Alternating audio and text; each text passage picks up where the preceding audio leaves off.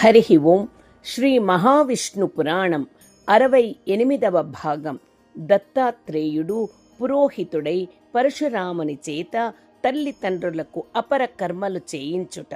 రేణుకాదేవి తన కుమారుడైన పరశురాముని, పుత్ర, మీ తండ్రి గారిని కార్తవీర్యార్జునుడు అనే రాజు దుర్మార్గంగా చంపాడు, నన్ను తీవ్రంగా గాయపరిచాడు, ప్రాణం పోయేట్లు ఉంది, ఎక్కడ ఉన్నా వెంటనే ఇక్కడకు రా అని స్మరించింది.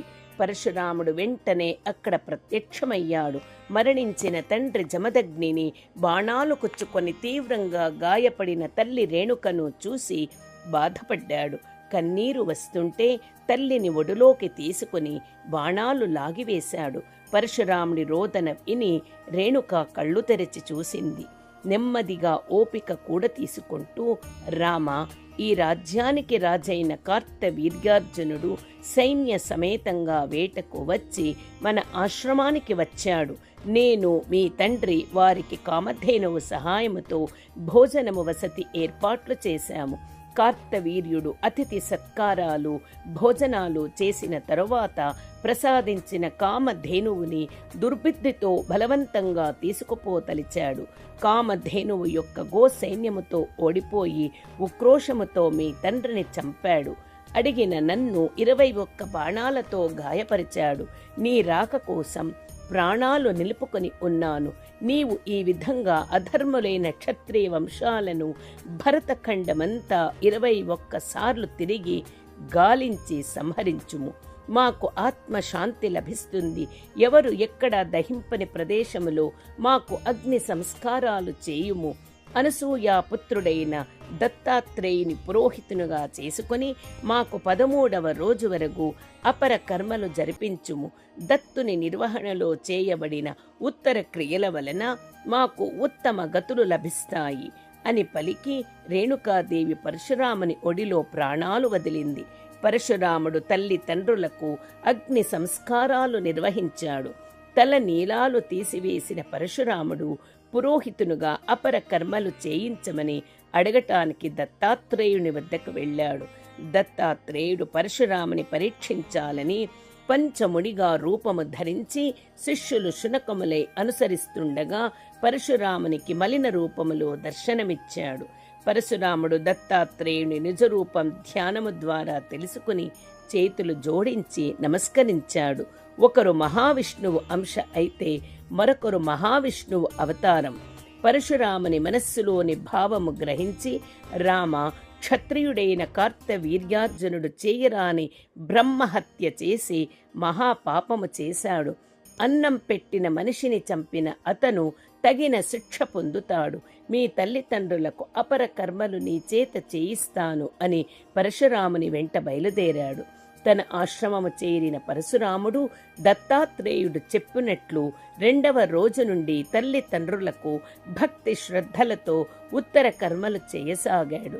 2వ రోజు కర్మకాండ పూర్తవ్వగానే దత్తాత్రేయుడు తాను కొల్హాపురం వెళతానని చెప్పడంతో పరశురాముడు మరలా ఎప్పుడు వస్తారు అని అడిగాడు.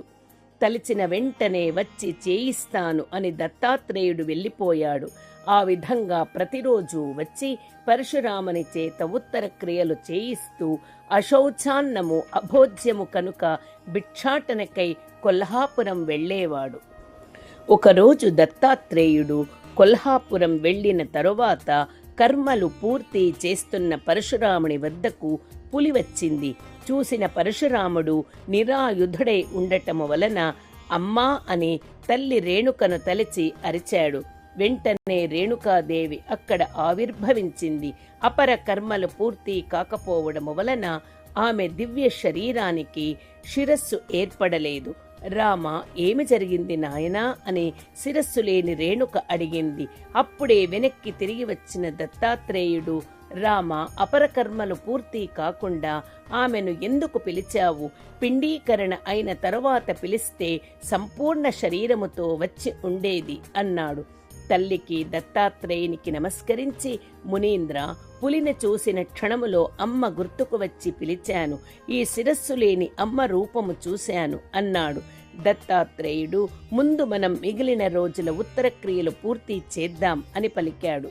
11వ రోజు వృషోత్సర్జనం చేసి పరశురాముడు 12వ రోజున తల్లిదండ్రులు ఇద్దరికీ సపిండీకరణ శ్రాద్ధకర్మ ఆచరించాడు. 13వ రోజు పుణ్యాహవచనం చేసి బ్రాహ్మణులకు దాన ధర్మాలు చేశాడు. జమదగ్ని మహర్షి దివ్య దేహము పొంది బ్రహ్మలోకానికి వెళ్ళిపోయాడు. రేణుకాదేవి మాత్రం అసంపూర్ణ దేహముతో భూలోకములోనే ఉంటూ భక్తజనుల కోరికలు తీరుస్తూ ఉంది.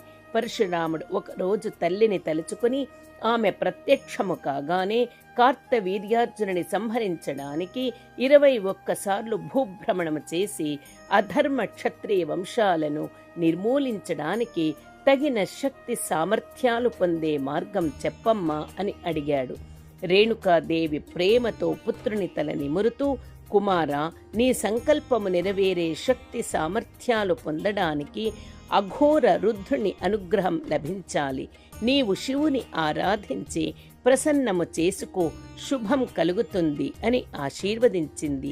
తల్లి అనుమతి పొంది పరశురాముడు శివానుగ్రహం కోసం కైలాసం బయలుదేరి వెళ్ళాడు.